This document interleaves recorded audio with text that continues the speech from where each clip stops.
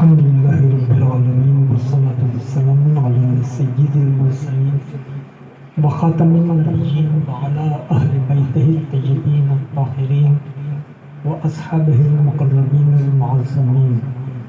قال الله تعالى في القرآن العظيم: النبي أولى بالمؤمنين من أنفسهم وأزواجه أمهاتهم. صدق الله المولانا العلي العظيم. کہ سب تکریم حاضرین ناظرین، آج اس محفل کی نسبت ام المومنین سیدہ خدیجہ الکبریٰ رضی اللہ تعالی عنہا کے یوم وصال سے ہے، اور ہماری یہ خوش بختی کہ حضرت خدیجہ الکبریٰ کی نسبت سے ہم آج یہ ذکر کرنے اور سننے کا شرف حاصل کر رہے ہیں۔ قرآن حکیم کی سورۃ الاحزاب یہ ترتیب کتابی میں 33ویں سورت ہے، اور اس کی 6 آیت کا ابتدائی جز وہ آپ کی سماعتوں کی نظر کیا۔ ارشاد ہوا: النبی اولیٰ بالمؤمنین من انفسہم، یہ نبی ایمان والوں کی جانوں سے زیادہ قریب ہے۔ وَأَزْوَاجُهُ أُمَّهَاتُهُمْ، اور اس نبی کی ازواج مومنین کی مائیں ہیں۔ یہ نبی مومنین کی جانوں سے زیادہ قریب ہے اور اس کی ازواج مومنین کی مائیں ہیں۔ تو آیت قرآنی نے یہ واضح کیا کہ خود کو مومن کہنے سے کوئی مومن نہیں ہو جائے گا تا وقت کہ امہات المومنین کو اپنی ماں نہ سمجھے۔ خدیجہ الکبریٰ امہات المومنین میں بھی منفرد اور جداگانہ مقام کی حامل ہیں، اور حضرت خدیجہ الکبریٰ پر اس مختصر گفتگو میں چاہتا ہوں کہ پہلے ایک تاریخی پس منظر وہ سامنے آ جائے، اس لیے کہ تاریخ کا یہ وہ گوشہ ہے جو عموماً ہمارے ہاں خطابت کا حصہ نہیں بنتا۔ اس لیے تاریخ کے اس گوشے پر نگاہ ضروری ہے کہ حضرت خدیجہ الکبریٰ کے خاندان کا خاندان رسالت سے تعلق کیا تھا۔ یہ عقد تو بعد میں ہوا، اس عقد سے پہلے ہی حضرت خدیجہ الکبریٰ کے خاندان کا حضور نبی معظم علیہ السلام کے خاندان سے ایک قریبی تعلق رہا ہے۔ اور وہ قریبی تعلق کیا ہے؟ وہ قریبی تعلق یہ ہے کہ اگر آپ سرور کون و مکان کا شجرہ نسب دیکھیں تو آقا دو جہاں علیہ السلام، آپ کے والد حضرت عبداللہ، آپ کے والد حضرت عبد المطلب جن کا اصل نام شیبہ تھا، حضرت عبد المطلب کے والد حضرت ہاشم، اور حضرت ہاشم کے والد عبد مناف، عبد مناف کے والد قصی۔ اب آئیے حضرت خدیجہ الکبریٰ کا شجرہ۔ حضرت خدیجہ الکبریٰ، آپ کے والد خبیلد، حضرت خبیلد کے والد اسد، حضرت اسد کے والد عبد العزیٰ، اور عبد العزیٰ کے والد پھر قصی۔ یعنی حضرت قصی وہ شخصیت ہیں کہ جہاں پہ جا کے حضور کا شجرہ اور حضرت خدیجہ الکبریٰ کا شجرہ مجتمع ہو جاتا ہے۔ حضرت قصی خاندان رسالت اور خاندان خدیجہ دونوں کے جد اعلیٰ ہیں۔ حضرت خدیجہ الکبریٰ کے والد گرامی حضرت خبیلد بین الاقوامی تاجر، اور حضرت خبیلد کا نکاح حضرت عبد الدارین کی بیٹی سے ہوا، اور عبد الدارین یہ حضرت اسد کے کزن تھے، رشتے کے بھائی تھے۔ ان کی بیٹی تھی، نام تھا فاطمہ زائدہ۔ فاطمہ زائدہ کا نکاح حضرت خبیلد سے ہوا، اور اس نکاح سے حضرت خدیجہ الکبریٰ کی ولادت ہوئی۔ یہ ہے وہ خاندانی ایک پس منظر۔ اب یہاں پر بھی آپ یہ دیکھیے کہ حضرت خدیجہ کے والد کا نام خبیلد، والدہ کا نام فاطمہ زائدہ۔ آقا دو جہاں علیہ السلام کے گرد خداوند ذوالجلال نے فاطمہ فاطمہ فاطمہ فاطمی حصار بنایا تھا کہ سرکار کی چچی फातिमा बिनते असद, सरकार की दादी हज़रत फ़ातिमा मखज़ूमी, सरवर कौनो मकान की पहली ज़ौजा उनकी वालिदा फ़ातिमा ज़ायदा, सरवर कौनो मकान की अपनी बेटी फ़ातिमा बिनते मोहम्मद। फ़ातिमा फ़ातिमा ये नाम आपको हुजूर के चारों तरफ नज़र आएगा। अब हज़रत खदीजतुल कुबरा दौलतमंद तरीन घराने की, क्योंकि मैंने अर्ज़ किया कि हज़रत खुबैब बैनुल अक़वामी तिजारत करते थे। बसरा और शाम ये आपके तिजारती मरकज़ थे जहाँ पर ज़्यादा सामान तिजारत जाता था और आता था। हज़रत खदीजतुल कुबरा के जब वालिद ग्रामी का विसाल हुआ और आपका जो पहला निकाह हुआ था अबू हाला से, फिर अबू हाला का भी इंतकाल हो गया, तो हज़रत खदीजतुल कुबरा ने फिर ख़ुद इस कारोबारी तमाम उमूर की निगरानी शुरू की। और फिर अबू हाला के इंतकाल के बाद अतीक से निकाह किया, अतीक का इंतकाल हो गया, और उसके बाद खदीजतुल कुबरा तने तनहा इस कारोबार को देखती रहीं। लेकिन कमाल ये था कि उस मक्के के ज़माने जाहिलियत में कि जब इखलाकी अक़दार सिफर हुआ करती थी, जब औरत की कोई तकरीम नहीं थी, जिस ज़माने में ख़ानदानी रिश्तों का कोई बेकार नहीं था, औरत का कोई तक़द्दुस नहीं था, उस माशरे में भी खदीजतुल कुबरा दो नामों से पहचानी जाती थी, एक तय्यबा, दूसरा ताहिरा। यानी अगर ताहिरा कह दिया जाए तो इसका मतलब होता था खदीजतुल कुबरा, और अगर तय्यबा कह दिया जाए इसका मतलब भी होता था खदीजतुल कुबरा।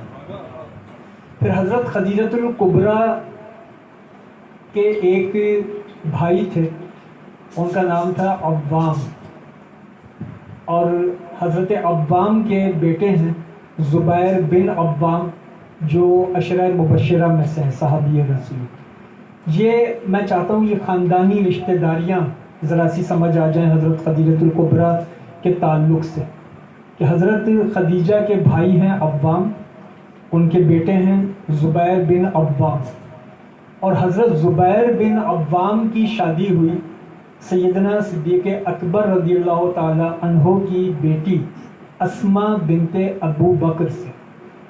अब सिद्दीक़ अकबर की बेटी हैं और हज़रत खदीजतुल कुबरा के भतीजे हैं हज़रत ज़ुबैर बिन अव्वाम, इनका निकाह हुआ। इनसे पैदा हुए अब्दुल्ला इब्न ज़ुबैर रज़ियल्लाहु ताला अन्हु, और ये अब्दुल्ला इब्न ज़ुबैर रज़ियल्लाहु ताला अन्हु वही थे जो इस शान के साथ शहीद हुए कि आपका जिस्म कई रोज़ तक खाना काबा की दीवार के साथ आवेज़ा रहा, और आपकी वालिदा जो उस वक्त ज़ाहिरी आँखों से नाबीना हो चुकी थी, वो तवाफ़ करते हुए आई और बेटे के कदम जब शानों से लगे तो उन्होंने कहा कि अब्दुल्ला अभी तक घोड़े पर सवार है।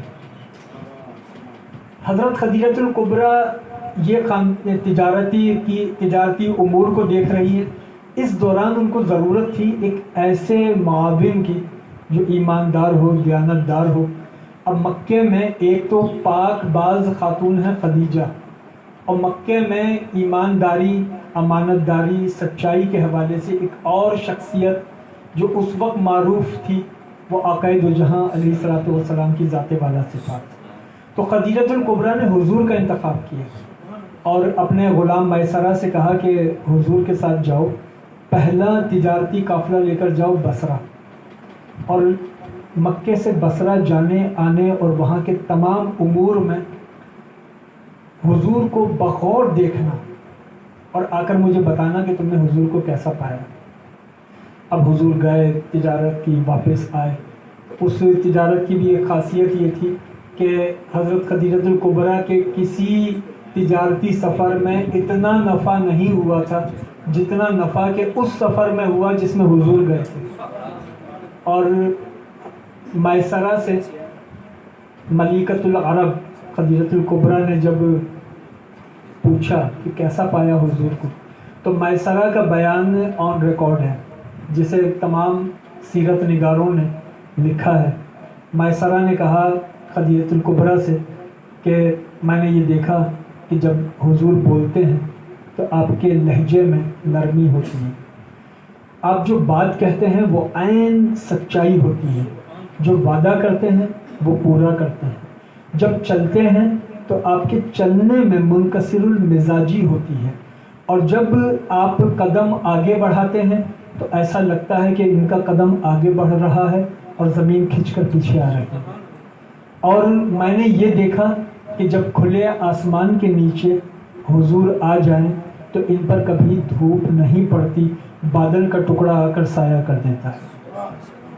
خدیجۃ الکبریٰ پہلے ہی حضور کے کردار کی عظمت سے متعارف تھی، اور جب میسرہ نے یہ رپورٹ پیش کی تو اور تصدیق ہو گئی۔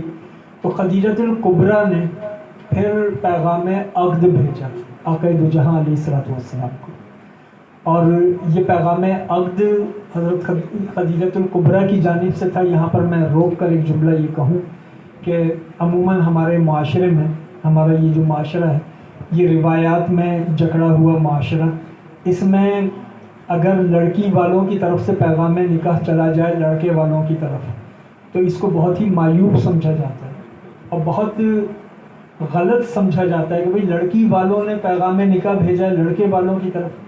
کاش یہ قوم سیرت خدیجۃ الکبریٰ کو سمجھتی کہ آقا دو جہاں علیہ السلام کا پہلا نکاح اور نکاح کا پیغام خدیجۃ الکبریٰ کی طرف سے گیا، آقا دو جہاں نے قبول کیا، یعنی نکاح کی پیشکش خاتون کی طرف سے تھی، قبولیت مرد کی طرف سے تھی۔ یہی وجہ ہے کہ آج بھی ہمارے معاشرے میں جب نکاح ہوتے ہیں تو پہلے لڑکی سے پوچھا جاتا ہے، اور جب لڑکی ہاں کر دے تو اس کی پیشکش کو پھر لڑکے کے سامنے رکھا جاتا ہے، لڑکا پھر قبول کرے تو یہ نکاح ہو جاتا ہے۔ تو اب ہمارے معاشرے میں یہ روایت تو باقی ہے کہ پہلے لڑکی سے پوچھ لیا بعد میں لڑکے سے پوچھ لیا، لیکن ہمارے لوگوں کو یہ نہیں معلوم کہ پہلے لڑکی سے کیوں پوچھتے ہیں۔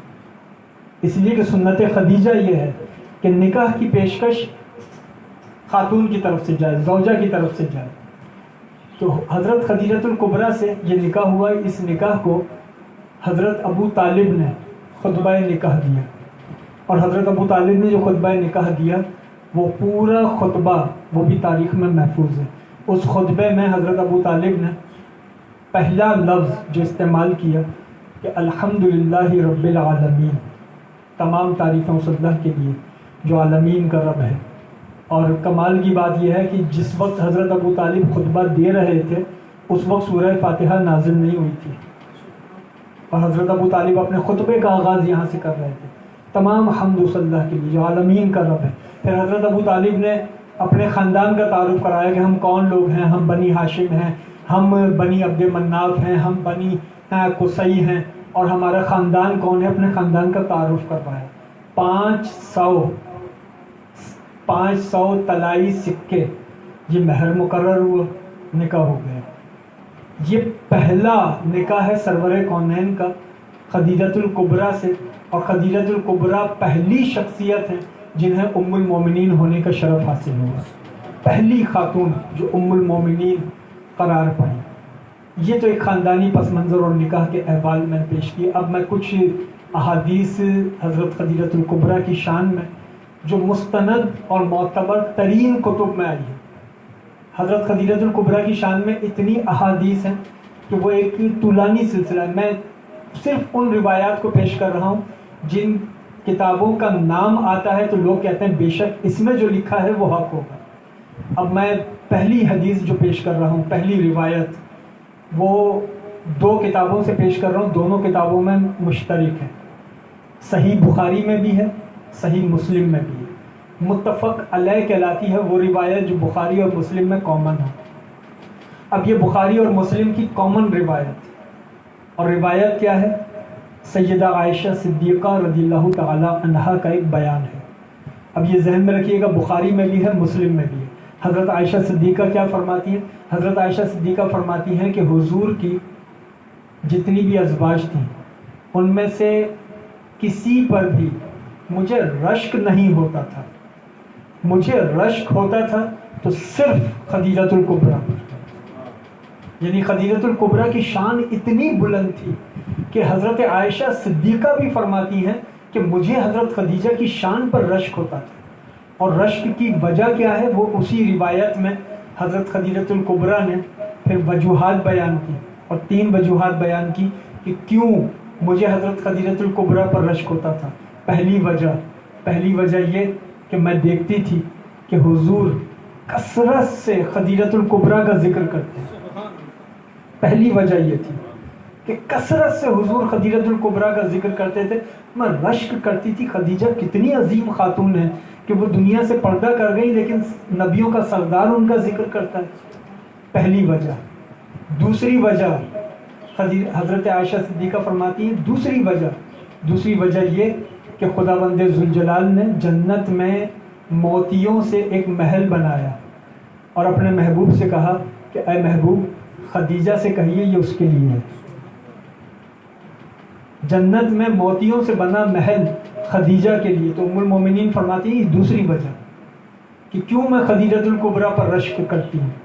اور اب تیسری وجہ حضرت عائشہ صدیقہ فرماتی ہیں تیسرا سبب یہ ہے کہ حضور جب بھی کھانا تناول فرماتے یا کوئی جانور ذبح کرتے تو اس کے گوشت کا ایک وافر حصہ، کھانا تناول کرتے تو اپنے کھانے میں سے ایک حصہ نکال کر خدیجۃ الکبریٰ کی کسی نہ کسی سہیلی کو بھیج دیا کرتے تھے کہ وہ خدیجۃ الکبریٰ کی سہیلی ہے، اس لیے تحفہ بھیجا کرتے تھے. تو ام المومنین عائشہ صدیقہ فرماتی ہے کہ میں خدیجۃ الکبریٰ کی عظمتوں پر رشک کرتی ہوں. اب ایک دوسری روایت، یہ روایت بھی بخاری اور مسلم میں مشترک ہے، اور اس میں بھی بیان ام المومنین عائشہ صدیقہ رضی اللہ تعالیٰ عنہ کا ہے.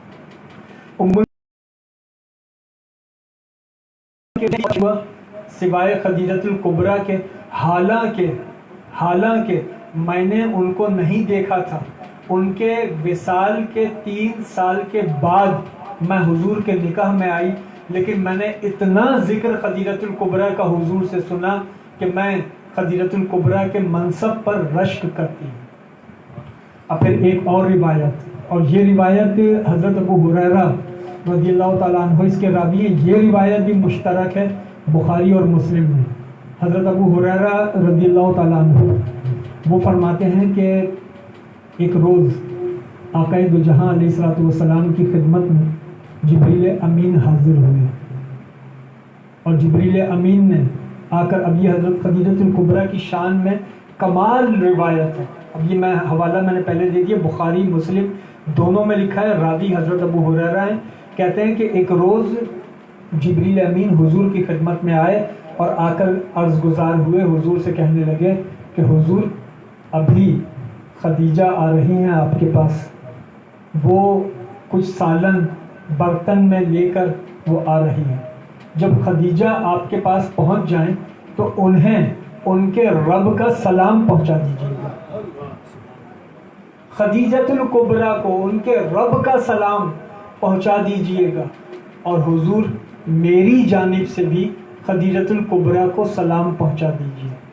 حضرت ابو ہریرہ فرماتے ہیں جبریل امین نے 2 سلام پہنچائے، ایک اللہ کی طرف سے، ایک اپنی جانب سے. تو اتنے میں حضرت خدیجہ تشریف لے آئیں. جب حضرت خدیجہ تشریف لائیں تو آقا دو جہاں علیہ الصلوۃ والسلام نے حضرت خدیجۃ الکبریٰ سے فرمایا کہ اے خدیجہ تمہیں اللہ سلام کہتا ہے، اور اے خدیجہ فرشتوں کا سردار جبرائیل تمہیں سلام کہتا ہے. تو حضرت خدیجۃ الکبریٰ نے جواب میں فرمایا کہ بلا شبہ اللہ تو سلام ہی سلام ہے، اور سلام ہو جبریل امین کے اوپر. اس کے بعد حضرت ابو ہریرہ رضی اللہ تعالیٰ عنہ فرماتے ہیں کہ یہ سلام پہنچایا، خدیجۃ الکبریٰ نے سلام کا جواب دیا. پھر جبریل امین نے کہا کہ حضور اللہ نے یہ حکم دیا ہے کہ خدیجۃ الکبریٰ کو ایک خوشخبری سنا دیں، اور خوشخبری یہ سنا دیں کہ جنت میں ایک موتیوں سے بنا ہوا محل ہے، وہ خاص خدیجہ کے لیے، خاص خدیجۃ الکبریٰ کے لیے. ایک اور روایت، اور یہ روایت امام احمد ابن حنبل نے بیان کی، اور وہ روایت کمال ہے. امام احمد ابن حنبل فرماتے ہیں کہ ام المومنین عائشہ صدیقہ کا ایک قول وہ بھی انہوں نے پیش کیا کہ ام المومنین عائشہ صدیقہ فرماتی تھی کہ حضور جب خدیجۃ الکبریٰ کا بہت زیادہ ذکر کرتے تو میں حضور سے یہ کہتی کہ حضور میں تو جوان ہوں، کنواری آپ کے عقد میں آئی، آپ ابھی تک مکے کی اس ضعیفہ کو یاد کرتے ہیں، سرخ رخساروں والی بوڑھی عورت کو آپ ابھی تک یاد کرتے ہیں؟ کیا اللہ نے خدیجہ کا نعم البدل آپ کو نہیں دیا؟ تو آقا دو جہاں نے فرمایا کہ اے عائشہ، خدیجہ کا نعم البدل کوئی نہیں، خدیجہ کا نعم البدل کوئی نہیں۔ کیوں؟ اب آقا دو جہاں علیہ الصلوۃ والسلام کی زبان اقدس سے شان خدیجہ سماعت کریں۔ ام المومنین عائشہ صدیقہ سے مخاطب ہوتے ہیں، آقا دو جہاں فرماتے ہیں کہ اے عائشہ، خدیجہ کا بدل کوئی نہیں ہے۔ کیوں؟ اس لیے کہ خدیجہ نے اس وقت میری مدد کی جب سب لوگ میرے دشمن ہو گئے تھے، خدیجہ نے اس وقت میری ڈھارس بندھائی جب سب لوگ میری امیدوں کو توڑ رہے تھے، جب لوگ مجھ سے دور بھاگ رہے تھے، خدیجہ نے اس وقت میرا ساتھ دیا، خدیجہ نے اس وقت میرا ساتھ دیا جس وقت کوئی ساتھ دینے کو تیار نہیں تھا۔ کوئی بھی خدیجہ کا بدل نہیں ہے، کوئی خدیجہ کا نعم البدل نہیں ہے۔ اور بس ایک روایت اور پیش کر کے میں اس گفتگو کو تمام کروں۔ یہ روایت امام طبرانی نے بیان کی المعجم الکبیر میں، امام طبرانی کی کتاب المعجم الکبیر احادیث کا روایات کا مجموعہ ہے۔ امام طبرانی معجم الکبیر میں یہ روایت بیان کرتے ہیں کہ آقا دو جہاں علیہ الصلوۃ والسلام کے پاس جب بھی کوئی شخص کوئی تحفہ پیش کرتا، کہیں سے کوئی ہدیہ آ جاتا حضور کے پاس، تو حضور فوراً اس ہدیے میں سے ایک حصہ نکال کر کہتے یہ فلاں عورت کو دے آؤ کیونکہ وہ خدیجہ سے محبت کرتی ہے، یہ فلاں عورت کو دے آؤ کیونکہ وہ خدیجہ کی سہیلی ہے، یہ تحفہ فلاں عورت کو دے آؤ کیونکہ وہ خدیجہ کی جاننے والی ہے۔ یعنی خدیجۃ الکبریٰ سے جو محبت کرے سرور کون و مکان اس کا بھی خیال کرتے ہیں۔ تو آج ہماری ماؤں بہنوں کے لیے یہ تعلیم ہے، تتمہ اسی پر تعلیم یہ ہے، خدیجۃ الکبریٰ سے محبت کریں، سرکار خیال کریں گے، کیونکہ جو خدیجہ سے محبت کرتا ہے حضور اس کا خیال کرتے ہیں۔